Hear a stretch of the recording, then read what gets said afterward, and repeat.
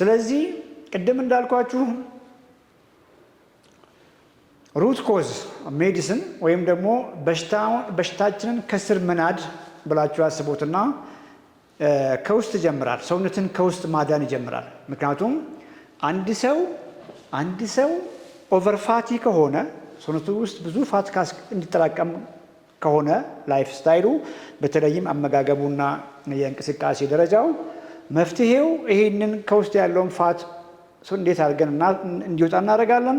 ሁለተኛ ደግሞ እንዴት ከፋት ውጭ ያለውን ሰውነት እንገነባለን ነው ብያቸዋለሁ። ይሄ ባልሆነበት ሁኔታ ግን ያንኑ እየበላችሁ ያንኑ ከፍተኛ ፋት፣ ከፍተኛ ኢነርጂ፣ ከፍተኛ ካርቦሃይድሬት ምግብ እየበላችሁ የፕሮቲን መጠናችሁን ካልነካችሁት ያንኑ እየበላችሁ መድኃኒት መውሰድ ከሆነ ፈጽሞ መዳን አትችሉም።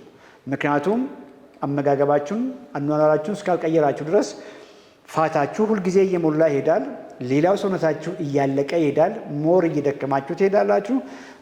ግፊት፣ ስኳር፣ ብዙ ጊዜ ዲስሊፒዲሚያ የምንለው የኮሌስትሮል ኢሹ በሙሉ እየባሱ ይሄዱና ኢንድ ኦርጋን ዳሜጅ ይመጣል። ምን ማለት ነው? ኩላሊት ፌል ያደርጋል። እግር ይቆረጣል። አያምጣውና አይናችን ይጠፋል። አያምጣውና ሃርት አታክ ይመጣል። ስትሮክ ይመጣል። ሌላም ማለት ነው። ስለዚህ ስትሮክ፣ ሃርት አታክ፣ የኩላሊት ፌለር፣ እግር ማጣት ወንዶች ላይ ኢሬክታይል ዲስፈንክሽን የምንለው በሽታ አይደለም ማለት ነው። እነዚህ የበሽታው ምልክት ናቸው። ወደ ታች ስንመጣም ከነሱ በፊት የሚከሰቱ እነ ስኳር፣ እነ ግፊት፣ አብኖርማል ኮሌስትሮል፣ ፋቲ ሊቨር፣ ሃይ ዩሪክ አሲድ እነሱም በሽታ አይደሉም ማለት ነው። እነሱም የበሽታው ምልክት እንጂ በሽታ ራሱ አይደለም። ለዚህ ነው በሽታ ባለመሆኑ የበሽታ ምልክት በመሆኑ የምንወስደው የስኳር መድኃኒት ስኳር ከሚያመጣቸው በሽታዎች ብዙ ጊዜ አይታደገንም። ግፊቱም በተለይ ኤሴንሻል ሃይፐርቴንሽን የምንለው የበሽታው ምልክት እንጂ በሽታ ባለመሆኑ በሽታው ቅድም እንዳልኳችሁ የሰውነታችን ቅርጽ ነው የተለወጠው። ሰውነታችን ውስጥ ብዙ ፋት ነው ስቶር ያደረግነው። ከፋት ውጭ ያለ ሰውነታችን ነው እያለቀ የመጣው። ስለዚህ ኤሴንሻል ሃይፐርቴንሽንም መድኃኒት እየወሰድን ብዙ ነገራችን ዳሜጅ እንዲሆን የሚያደርገው ኩላሊታችን ፌል እንዲያደርግ፣ ሃርት አታክ እንዲመታን፣ ስትሮክ እንዲመታን የሚያደርገው የበሽታው ምልክት ነው ማለት ነው፣ በሽታው አይደለም። በሽታችን ኦቨርፋቲ መሆን ነው ብያቸዋለሁ። ኦቨርፋቲ መሆን በሽታ አይደለም፣ እሱ የበሽታው ምልክት ነው። ኦቨርፋቲ መሆን ሰውነታችን ውስጥ ከፍተኛ ፋት ባለማወቅ እንዲጠራቀም ማድረግና ከሁሉም በሽታ ጀርባ ፋት ነው ያለው፣ ሰውነታችን ውስጥ ብዙ ፋት መኖሩ ነው። ሁለተኛ ነገር ደግሞ ከፋት ውጭ ያለ እጅግ ጠቃሚ የኛ የሆነ ሰውነት እያለቀ እየተጎዳ በመምጣቱ ነው ብያችሁ ነበር። ይሄም ግን በሚገርም ሁኔታ ይሄ በሽታ አይደለም፣ ፋቱ ራሱ የበሽታው ምልክት ነው። ቅድም እንዳልኳችሁ ሰውነታችን እየታገለ ከቆዳ ስር ሴፍ የሆነ የፋት ማስቀመጫ ዲፖን ሞላ። ከዛ ከፍ እያለ ቪዝራ ውስጥ አስቀመጠ፣ እሱም ሞላ። ኦርጋናችን ውስጥ አስቀመጠ፣ እሱም ሞላ። ሁሉም በሚባል ደረጃ ሴሎች ሙሉ በሙሉ በኢነርጂ በመታፈናቸው በራቸውን ቆለፉ። እነ ስኳር ከፍ አሉ፣ እነ ግፊት መጡ፣ ኮሌስትሮል አብኖርማል መሆን ጀመረ፣ ሌላም ነገር መጣ። በመጨረሻም ደግሞ እያንዳንዱ ኦርጋኖቻችን ብሎክ እያደረጉ እየጠፉ ወይም ደግሞ ሃርት አታክ እየመጣ፣ ስትሮክ እየመጣ፣ አይን እየተጎዳ፣ ኩላሊት እየተጎዳ፣ ሴክሹዋል ላይፍ እየተጎዳ፣ እግር እያጣን ኤቭሪቲንጋችን ዳሜጅ ሆነ። ስለዚህ ኢንድ ኦርጋን ያልኳችሁም የበሽታ ምልክት ነው። እነ ስኳር፣ ግፊት፣ ዲስሊፒዲሚያ ያልኳችሁም የበሽታው ምልክት ነው። ኢቭን ሰውነታችን ውስጥ የተጠራቀመው ፋትና ከፋት ውጭ ያለ ሰውነታችን እያጣን መምጣታችንም የበሽታው ምልክት እንጂ በሽታው አይደለም።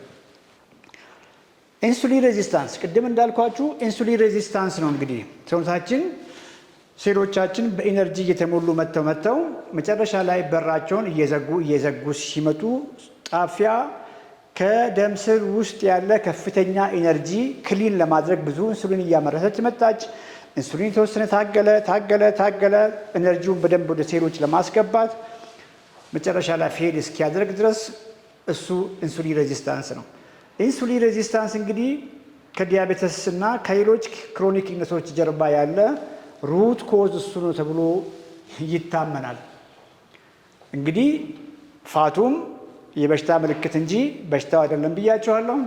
አስገራሚው ነገር ኢንሱሊን ሬዚስታንስም የበሽታ ምልክት እንጂ በሽታ አይደለም። በዚህ የተነሳ ነው ኢንሱሊን ሬዚስታንስን እንዲያሻሽሉ ብለን የምናዛቸው መድኃኒቶች ለተወሰነ ጊዜ በሽታውን ከማሻሻል ውጪ ሙሉ በሙሉ ስኳር እንዲቀለበስ ታማሚው ከውስጥ እንድድን ታማሚው እያገገመ ጤናው እየተመለሰ ወደ ፐርፌክት ሄልዝ እንዲመለስ ማያደርጉት በዚህ ምክንያት ነው። ስለዚህ ኢንሱሊን ሬዚስታንስም የበሽታው ምልክት እንጂ በሽታው አይደለም። በሽታው ታዲያ ምንድን ነው? ሁልጊዜ የማውራው ከውስጥ ታማችሁ ነው የሚደክማችሁ። ስኳር የያዛችሁ ከውስጥ ታማችሁ ነው። በውጫችሁ ከፍ ያለው ኦቨርፋት የሆናችሁ ከውስጥ ታማችሁ ነው። እንቅልፋችሁ የሚዛባው ከውስጥ ታማችሁ ነው ብዬ ሳውራ እንግዲህ ሰምታችኋል። እና አይሆፕ የሜታቦሊክ ሄልዝ ቻምፒዮንስ አባላት በደንብ ያውቃሉ። ሩት ኮዙ ዳሜጁ ከውስጥ ነው። የኛ ዋና ሰውነታችን የሚመጣውን ምግብ ሰውነታችን ወደሚያውቀው ኢነርጂ የሚቀይረው ሚቶኮንድሪያ ነው። ሩት ኮዙ የሚቶኮንድሪያ ዲስፋንክሽን ነው።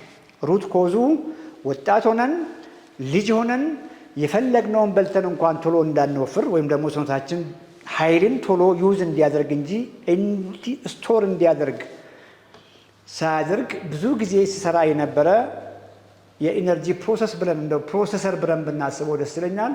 ሚቶኮንድሪያል ዲስፋንክሽን ነው። ሚቶኮንድሪያል ዲስፋንክሽን ምንድን ነው? ምግብ በላን፣ የበላነው ምግብ ሰውነት ወደሚጠቀመው የኢነርጂ ከረንሲ ኤቲፒ ወደሚባል ነገር ይቀይራል። ያንን ደግሞ ሁሉም በሚባል ደረጃ ሴሎቻችን ያንን ኢነርጂ ይጠቀሙታል። ወጣት ሆነን ልጅ ሆነን አክቲቭ የነበረ ምንም በላን ስኳራችን ከፍ አይልም፣ ግፊታችን ከፍ አይልም። በእርግጥ አሁን እንግዲህ ልጆች ያንኑ ምግብ ከመጠን በላይ ቢዚ እያደረጉ እየወፈሩ ዲያቤቲክ እየሆኑ ነው። እሱ ሌላ ነው፣ ሌላ ቻፕተር ነው። ግን ብዙ ጊዜ በልጅነታችን በወጣትነት እድሜያችን በውጫም አንሆንም፣ አንወፍርም፣ ስኳራችን ግፊታችን ከፍ አይልም። ያንኑ ምግብ እየበላን ዋናውን ማሽናችንን እግዚአብሔር ሲፈጥረን የሰጠንን ማሽን ከጊዜ በኋላ ኦቨርዩዝ አረግነውና ያ ማሽን በጣም አክቲቭ የነበረ ማሽን እየደከመ መጣ። ይሄንን ለመረዳት የወፍጮ እሳቤ እንደው ትንሽ ልንገራችሁና የተሰጠን ወፍጮ በአንድ ሰዓት 1 ኩንታል እህል ይፈጫል ብለን እናስብ። በአንድ ሰዓት 1 ኩንታል የሚፈጭን ወፍጮ በአንድ ሰዓት 1 ኩንታል እንዲፈጭ አስገደድ ነው ብላችሁ አስቡ። ያ ወፍጮ አማራጭ የለውም፣ ፌል ያደርጋል። እንደዛ ነው ስናደርግ ነው። ሰውነታችን የተገደበ ኃይል ይቀበላል። ያንን ኃይል ፕሮሰስ አድርጎ ቦታ ያስይዛል። ለረጅም ጊዜ አንበላም። አፈጣጠራችን እንደዛ ነው። በቀን ምናልባትም አንዴ ሁለቴ ነው። ኢቮሉሽኑ ወደኋላ ሄዳችሁ ስታስቡት። አሁን ግን ምንበላው በቀን 3 ሳይሆን 4፣ 5፣ 6 ቀኑን በሙሉ ስናመነዥክ ነው ምንለው። ምንበላው ምግብ ደግሞ ቅድም እንዳልኳችሁ ሃይ ፋት ሃይ ካርብ ነው። ማሽናችንን ያለ ጊዜው እንዲደክም ፌል እንዲያደርግ አደረግን ማለት ነው።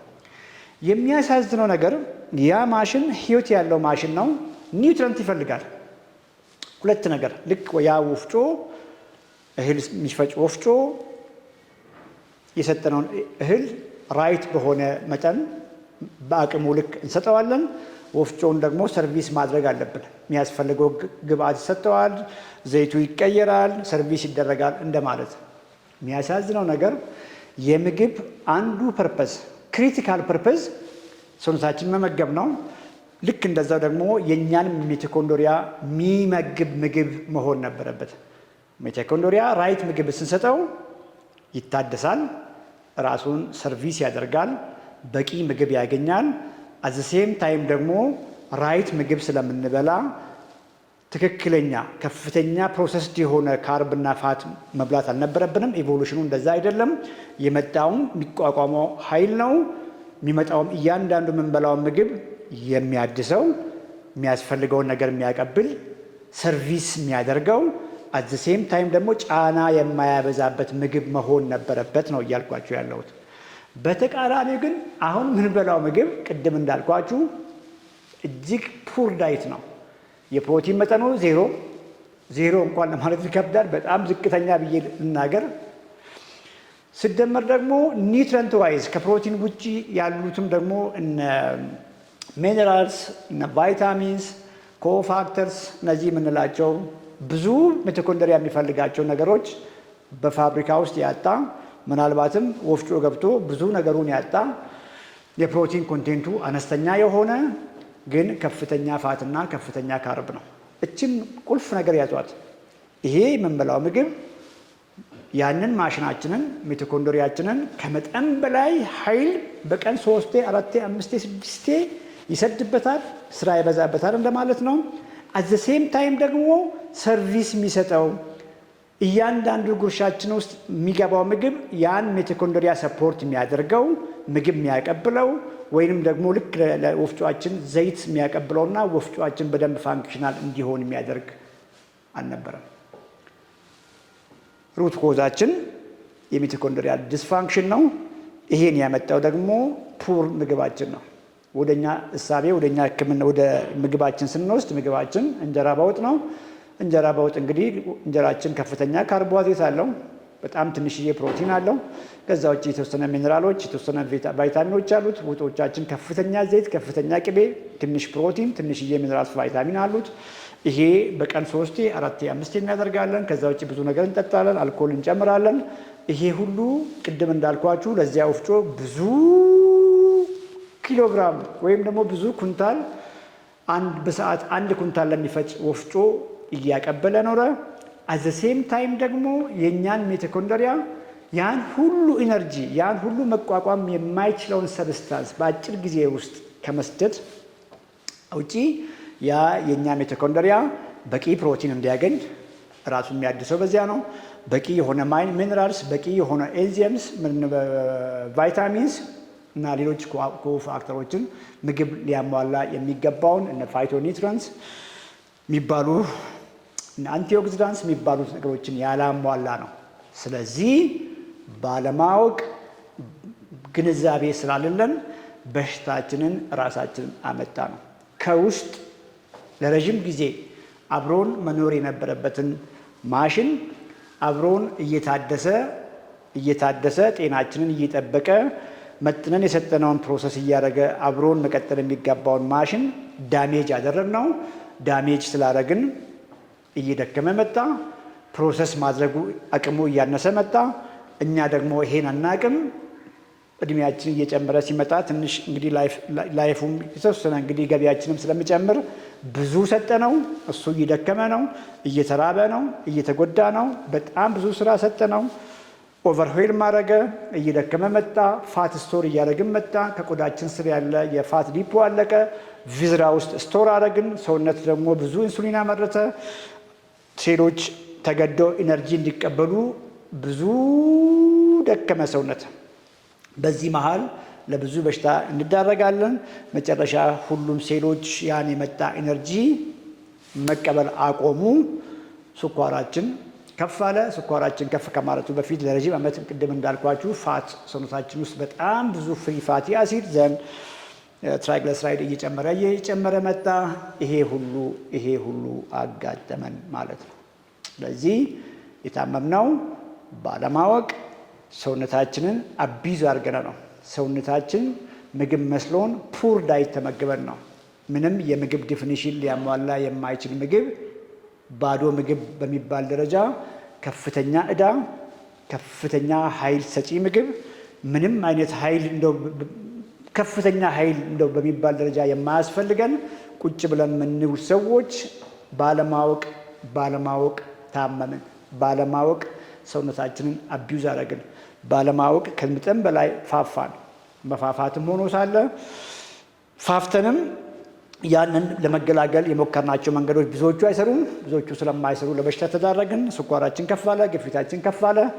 እንደው በሕክምናውም ደግሞ ማድረግ የነበረብን እንዴት አድርገን ሰዎች ከውስጥ ነው የታመሙትና እንዴት አድርገው ከውስጥ ታድሰው በሽታቸውን ይገላገላሉ ሳይሆን ምልክት ስናክም ከረምን። ለስኳር የስኳር መድኃኒት፣ ለግፊት የግፊት መድኃኒት፣ ሰውየው ያንኑ እየበላ ከውስጥ የታመመው ሰውዬ ሞር እየታመመ ሞር እየፋፋ ሞር ሴሉላር ዲስፈንክሽን ሞር ሚቶኮንድሪያል ዲስፈንክሽን ዲቨሎፕ እያደረገ በየጊዜው ሐኪም ቤት እየተመላለሰ ስኳሩን ብቻ ታርጌት እያደረገ ስኳር ምልክት ነው ብያቸዋለሁ። ምልክት አክመን ሰዎች አይድኑም።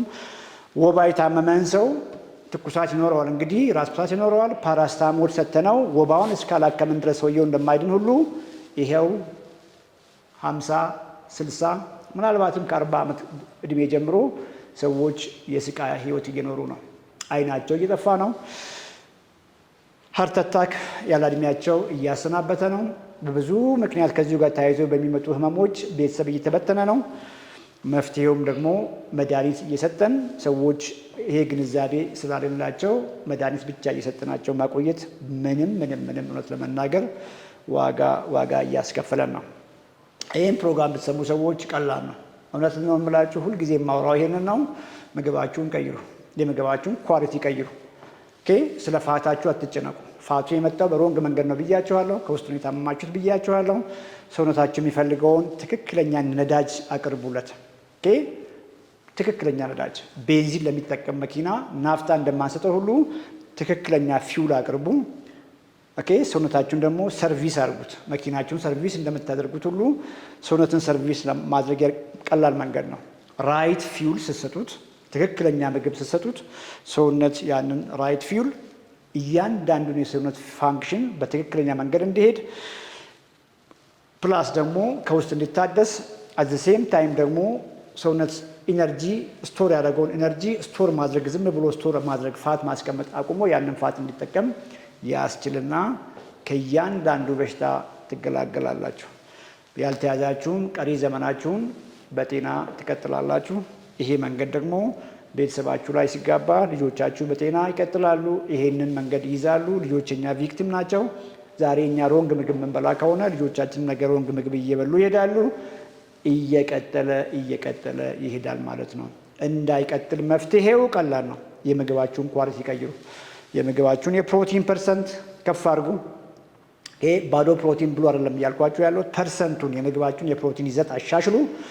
ቅድም እንዳልኳችሁ ከፍተኛ ኃይል ሰጪ ምግቦችን ሊሚት አድርጉ፣ ቀይሩ። ይሄ ሲሆን ከውስጥ መዳን ይመጣል። ከውስጥ ስንድን ደግሞ ቅድም እንዳልኳችሁ ሚቶኮንድሪያል ዲስፈንክሽን ኢምፕሩቭ ያደርጋል። ሴሉላር ዲስፈንክሽን ደህና ይሆናል። ኢንሱሊን ሬዚስታንስ ኢምፕሩቭ ያደርጋል። ፋቱ ራሱ እየቀለጠ ይመጣል። ፋቱ ኮምፕሊትሊ ከውስጣችሁ እየተወገደ ሲመጣ በዚያ ራይት መንገድ ደግሞ ሌላው ሰውነታችሁ ሞር እየተገነባ ይመጣል። ይሄ ደግሞ ለረዥም ሰዓት ስትወስዷቸው ከነበሩ መድኃኒቶች ይገላግላቸዋል። ያ ለረዥም ዓመት የታገላችሁት በሽታ ባለማወቅ ብዙ ነገራችሁን እንኳን ዳሜጅ እያደረገ እንደሆነ ግልጽ ነው። ዳሜጅ ሲሆኑ የነበሩ ሴሎች በተለይ ደግሞ የደም ስሮቻችንም እውነት ለመናገር ይታደሳሉ። እንግዲህ ሜታቦሊክ ሄልዝ ይሄ ነው።